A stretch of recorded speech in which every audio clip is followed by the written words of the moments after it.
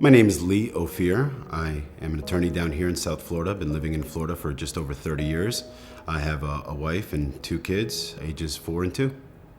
I suffer from aggressive chronic polyp growth in my sinus tissues and sinus infections, along with allergic breathing issues as well. Before I started experiencing these symptoms, my life was different. I didn't have breathing issues that were associated with my sinus problems, and I didn't even know those could be related. The cooking aspect of it and enjoying the love of food and sharing recipes, that all changed as well because my sense of smell disappeared. I just started developing allergies and sinus issues that I've never had before. It was rather painful.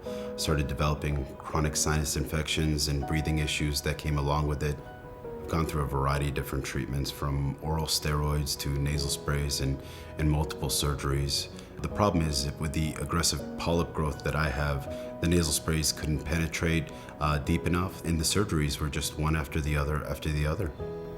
It was early 2018 when I went to see my ENT doctor, and at that point in time, he told me that my polyps had grown back at such an aggressive rate that it was either going to be another painful surgery or he had a non-surgical option in Sinuva. Having Sinuva implanted was great. I did it right at my doctor's office. It took less than an hour to do. I did feel pressure, but other than that, I was back up and back to work in a couple of days. In fact, my appointment was on a Friday and I was back to work by Monday.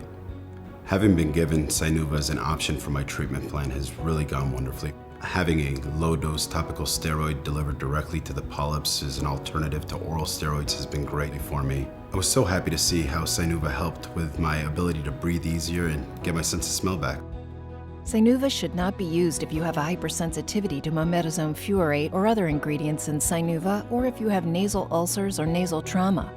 The area where Sinuva is placed should be monitored by a physician for bleeding, irritation, infection, or perforation. Close monitoring by a physician is recommended for people with a change of vision or a history of increased intraocular pressure, glaucoma, and/or cataracts. Sinuva should be used with caution if you have existing tuberculosis, fungal, bacterial, viral, or parasitic infection, or ocular herpes simplex because of the potential for worsening of these infections. The most common adverse reactions in clinical trials were bronchitis, upper respiratory or middle ear infection, headache, lightheadedness, asthma, and nosebleed.